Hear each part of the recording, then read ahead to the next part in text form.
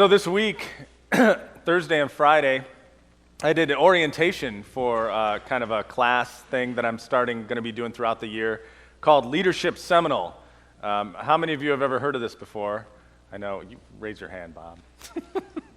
Bob's in the class with me, actually. So Leadership Seminole is a thing that the county puts on for people that either are leaders in Seminole County or want to be leaders in Seminole County. And it's a chance for them to get together with other like-minded people, learn about the county, kind of network and do things like that. And then also we do a big service project.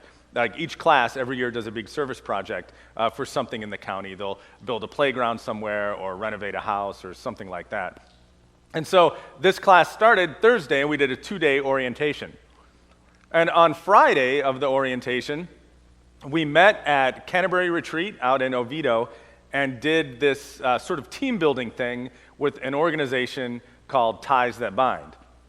And they have kind of a rope course there, and so the first half of the day, you do sort of team building exercises. You split up into groups. We're in groups. There's like more than 50 people in the class, but we split up into groups of about 15, and we did team building exercises in the first half of the day.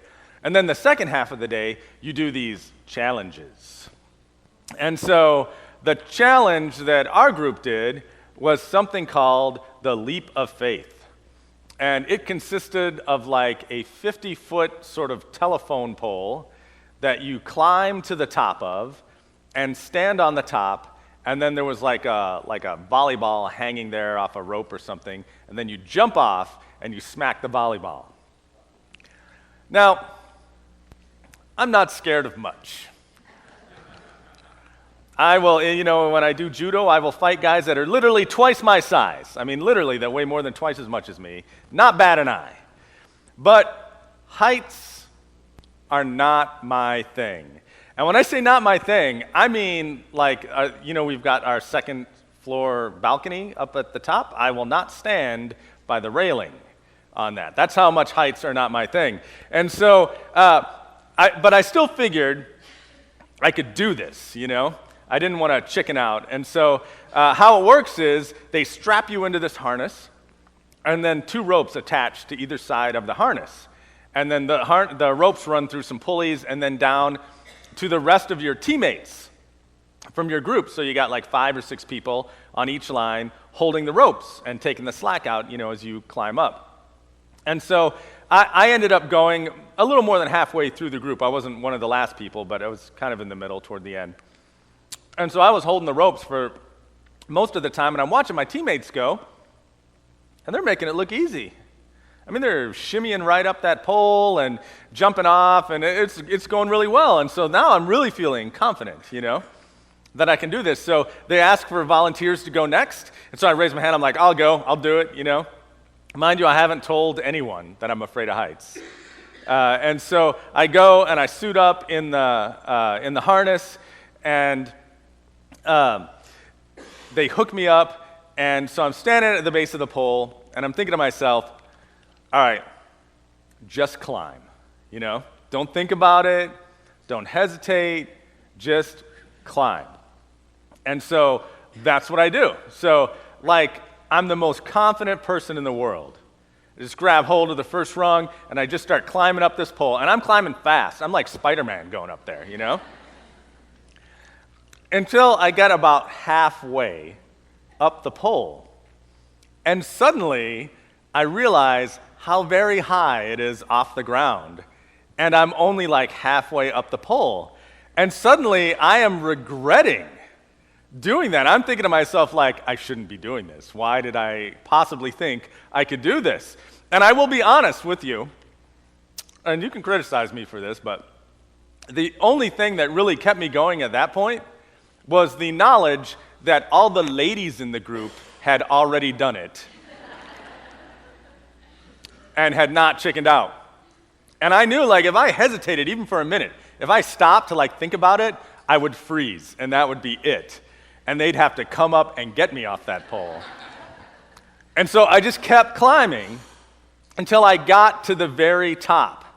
And so, mind you, this thing is like swaying and rocking when you're at the top. And so I get to the top, and when you get to the top, there's nothing else to hold on to there's no more rungs, so like the top is right there. And so I'm thinking like, how am I going to get up and stand on top of this thing? And it seems impossible. But then what happened was my teammates started shouting the instructions to me that they had gone over and you're just not thinking about when you're up there. And here's what you have to do in order to make that final step and actually stand on top of the pole. First, you have to let go of the pole. And which is not a small thing when you are up there. And then you have to grab on to the two ropes that are like holding you and lean back and then like step up onto the top of the pole. And so that was not easy. And it wasn't until like I kind of tentatively reached out and grabbed onto the rope and I felt the tension. I felt that the rope was supporting me, that then I was able to do it. And it kind of suddenly shifted my whole way of thinking. When you're climbing up there, you tend to forget about the ropes and the harness and all of that, and all you're thinking about is yourself and the pole that you're trying to climb. And so when you get to the top, you're thinking of it in that perspective, like it's just you and the pole. And you're thinking, there's no way I can get to the top. And it's not until you're reminded that, oh no, wait, I've got these ropes tied to me that support me, and my teammates are supporting me, that you realize you can do it. And so then you get up on top, and then the next big step is realizing that then at that point, if you're going to try to hit the ball, you have to let go of the ropes. But then, again, it's yet another shift as you remember that even when I'm not holding on to the ropes are tied to me, and my teammates still have me, right? They've still got me. And so I was able to let go and jump off of the pole. I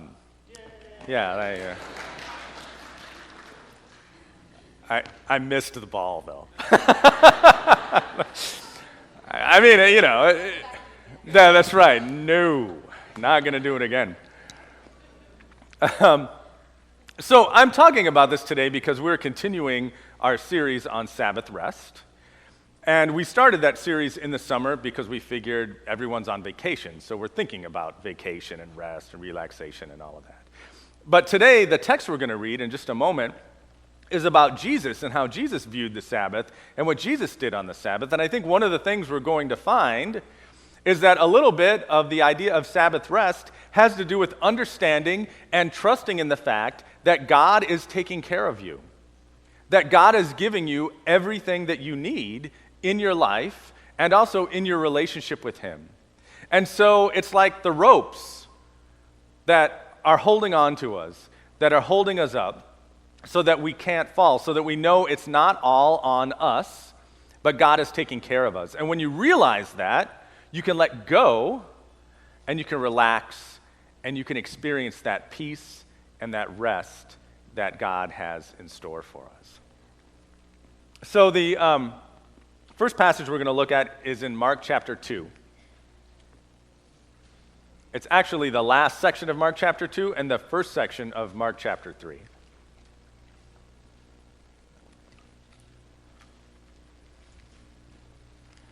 We have Bibles under the seats, if you want to pull them out. And there's a page number. Oh, what happened to the page numbers? Oh, okay. They were there a second ago. Yes, it's in the New Testament. Someone has a page number, shout it out. 992, thank you. All right, so Mark chapter 2, we're going to start on verse 23. And here's the story. One Sabbath, Jesus was going through the grain fields, and as his disciples walked along, they began to pick some heads of grain. The Pharisees said to him, "Look, why are they doing what is unlawful on the Sabbath?" He answered, "Have you never read what David did when he and his companions were hungry and in need?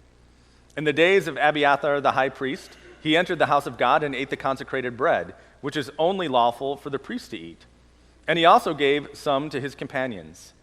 Then he said to them, 'The Sabbath was made for man, not man for the Sabbath. So the Son of Man is Lord, even of the Sabbath.'" Another time, Jesus went into the synagogue, and a man with a shriveled hand was there. Some of them were looking for a reason to accuse Jesus, so they watched him closely to see if he would heal him on the Sabbath. Jesus said to the man with the shriveled hand, "Stand up in front of everyone." Then Jesus asked them, "Which is lawful on the Sabbath? To do good or to do evil? To save life or to kill?" But they remained silent. He looked around at them in anger and, deeply distressed at their stubborn hearts, said to the man, "Stretch out your hand." He stretched it out, and his hand was completely restored. Then the Pharisees went out and began to plot with the Herodians how they might kill Jesus. How many people can tell me what the slogan is for the company Nike? Just do it. That's right. Just do it. And I was having a conversation with the 8 o'clockers about this because I wasn't sure if that was still their slogan or not. I knew it had been their slogan ever since I was like a kid in the 80s or whatever, and apparently it's still their slogan today. Just do it. That's unusual, I think, for a company to keep the same slogan for that long. And I think the reason that they've kept it for so long, aside from brand recognition now that they have, is the idea that that slogan really resonates with people. We like that idea. Just do it, you know? We're people of action. We like to accomplish things. We like to do things. We like to work and see the fruits of our labor. This is almost what we base our worth on. What we do. What we accomplish. You know, many times if you ask somebody to tell you about themselves, they will start telling you the things that they do. You know, if you say, "Tell us a little bit about yourself," people usually don't go, "Well, I'm kind and I like to help people." Usually they say like, "Oh, I'm an engineer and I play golf." And you know, you start listing things that you do. This is how we define ourselves. It's how we define our worth. We like that idea that we are responsible, that we accomplish, we have things we do and we accomplish them and then we feel good about it. And I'll tell you, that's not always a bad thing, mind you. But sometimes it becomes everything to us. And sometimes we start to think it's all on us. Like it's all on us. I remember I'm a big fan of the movie Avengers. You guys seen that movie? And there's a scene in there where Tony Stark, who's Iron Man, is talking to Loki, who's the villain of the movie. He's trying to take over the world. And Tony Stark is saying to him, "You know what? Even if you manage to beat us today, it's all on you. It's all on you." And his idea was that, like, even if he wins that day, he's not going to win in the long run because he can't handle all of that. But we like to think we can. We like to think we can handle it. We like to think it's all on us. And so we like to do things ourselves. And even, we're fine helping someone else. Like, it's not always that it's selfish. I mean, we like to do things for other people too. But it's a little, perhaps, more difficult to allow people to help us, to admit that you can't do something. We're doing this during the summer because of summer vacations. How many of you know someone or are someone who has accrued like 800 hours of vacation time at your job because you never take any vacation? Do we know people like this? Are you a person like this? Why is that? I mean, I would submit to you that at least part of the reason, or sometimes the reason, is because we don't trust that anyone else can do the job that we do.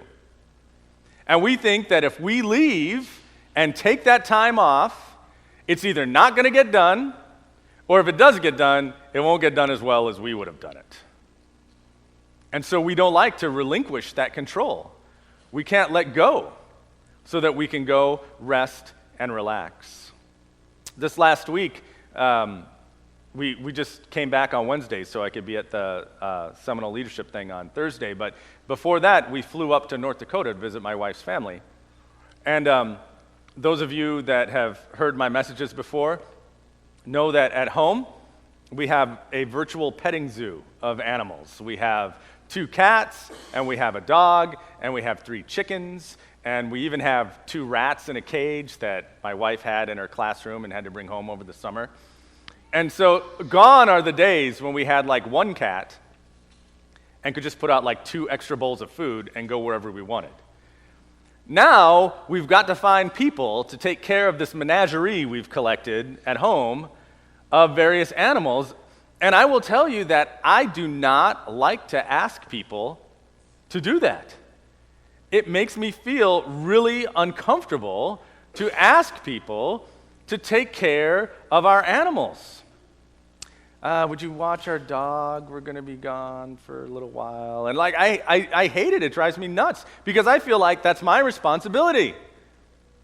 And so I don't like to ask people to do it. Now I did, because I'm also cheap and didn't want to have to pay for a kennel. So the cheapness, I guess, won out over there. But I still don't like to do that. But here's an interesting thing that happened, though. The people, we ended up getting two different families, one to take our dog and the other to come by every day and feed the chickens. And so, Jake, you were on deck for that, too, if they said no. So I'm just... yeah. So here's what ended up happening, though. The family that ended up taking our dog, initially they were only going to be able to take her for one day. And then another family was going to have to take our dog after that. But after the first day of having our dog, they called us up and said, they had a dog too, and they said, you know what? Our dog loves your dog. And they're having such a good time. Can we just keep her the whole time? And we were like, oh, yeah, sure, you know? And so they loved it. They ended up loving having our dog for those few days. And then like the people that were feeding our chickens, they had little kids, and they got to keep the fresh eggs, and so they brought their kids over and collected the eggs, and the kids got to play farmer, you know, with the chickens and all of that, and they ended up enjoying it too. And so, I mean, granted, not to take away from the favor that they were doing me, I really appreciate it, but dare I say that they were a little blessed by the opportunity to help us. No, I mean, you're laughing, but I'm actually serious. Like, they were helping us, but through helping us, they received some blessing through doing it. And they would not have received that blessing if I had just felt like, no, I'm just going to handle all this myself. You know, as sometimes has happened in the past, like, no, honey, I'm not going to go with you. I'll just stay here so I can take care of everything. Had I done that, I would have missed out, and they would have missed out. And that's the thing that we kind of have to fight against, because really what that is a lack of trust. A lack of trust in other people, and sometimes it's even a lack of trust in God, because sometimes we even end up turning that I can do it, it's my responsibility attitude, towards also our faith and our relationship with God. In the passage we just read from Mark, the Pharisees had taken the Sabbath and had turned it into something it was never supposed to be. Going back to our first week when we started talking about this idea of Sabbath rest, we looked at creation, where God worked the 6 days and then rested on the seventh. And he rested because he was finished and because it was good. So it was finished and it was good and he rested. And he wanted us to rest too, so that we could also see that the work he had done for us was finished and was good. And this was the initial purpose of the Sabbath. It was meant to be something that we could stop and go, man, look at all the wonderful things that God has done for us. Look at how we've been blessed by him, and we could sit back and relax and enjoy it for a moment. And realize that it's not all on us to do all the work. And the Pharisees took that and they said, no. The Sabbath is something you have to do. You have to keep the Sabbath. And if you don't keep the Sabbath, you're going to be in trouble. And so suddenly, instead of something that brings life, instead of something that brings renewal and regeneration, the Sabbath became a burden to people. Where if something happened to one of their animals, they were in a quandary over whether or not they could actually help it. You know? I mean, something in their house like, that book is sitting on the table and I really want to move it to the shelf. You know, I mean, am I going to get in trouble if I do that? This is like suddenly it's a burden. That's not relaxing. That's stressful. That's problematic. You feel anxiety and judgment and fear when you view it that way. And people, we tend to do this with our faith too. We tend to take our faith, something that God gives us through his grace as a wonderful blessing, and we turn it into what? We turn it into something where the focus is on us. How many of you ever heard these questions before? Have you accepted Jesus into your heart? Or perhaps the even more obvious, have you made your decision for Christ? Now, I'm not saying there's not something to those questions, but where do those questions put the focus of our salvation? Right here. You know, that people with that mentality, we start to look at the world around us, you know, the so-called great unwashed masses out there, and we start to think, oh, what makes us so much better than them? Well, I've accepted Christ into my heart. We turn it into something that we do rather than something that God does for us. But Jesus, in this story that we just read, reminds us that the Sabbath, just like our faith and just like our lives, is not about what we do for God, but it's more about what he does for us. Look at the example that Jesus gives us of how to act on the Sabbath. And allow me to say this. I think a lot of times we look at the example he sets and we go, oh, he's setting that example for how we should act on the Sabbath. But I'd kind of like to flip that around a little bit and say this. One of the main points he makes is that he, the Son of Man, that's another name for Jesus, he is the Lord of the Sabbath.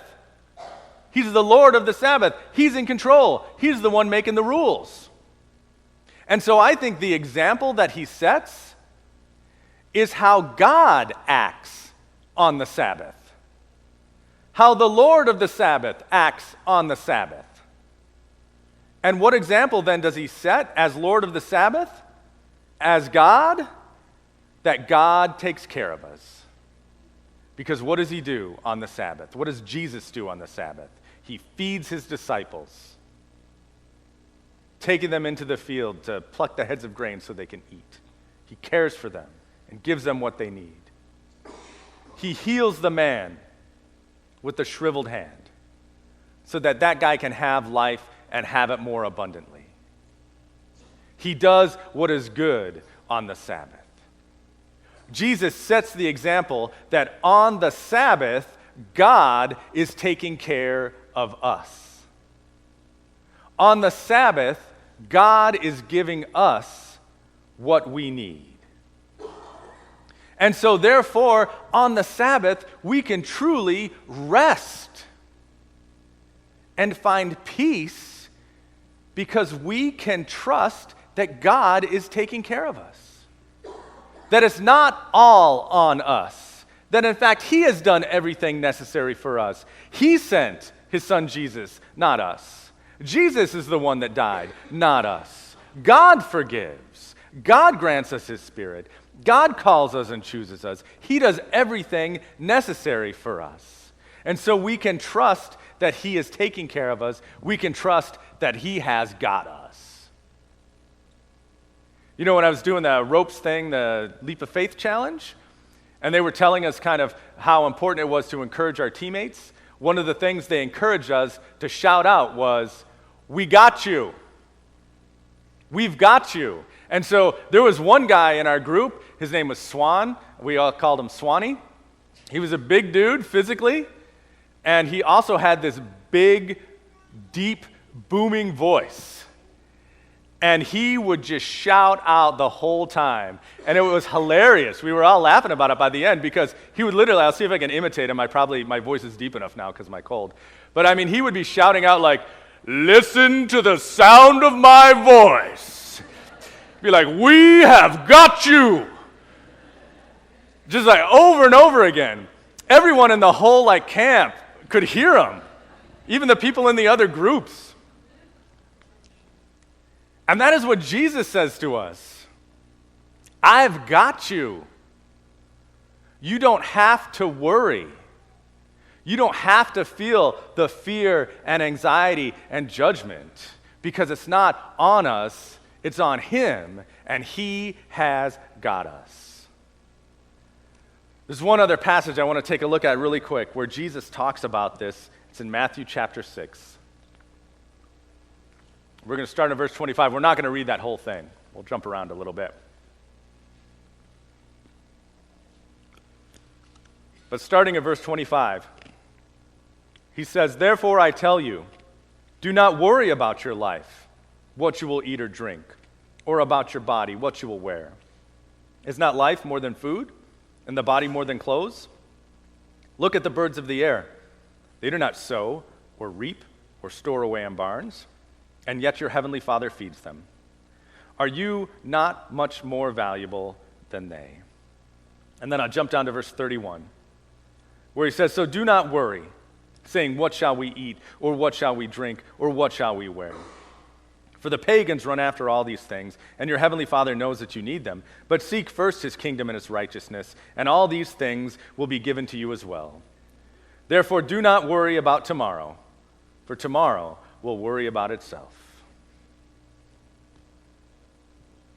The idea of Sabbath rest in our relationship with God is that he is taking care of us. He is giving us all the things that we need so that we know we don't have to accomplish it all. We don't have to do it all. And so we can let go of the things that we think we are controlling. We can let go of the anxiety and the fear, and we can rest, and we can relax, and we can take joy in our relationship with God and joy in our relationship with one another because we know that he has given us everything that we need. So in Jesus' name, amen.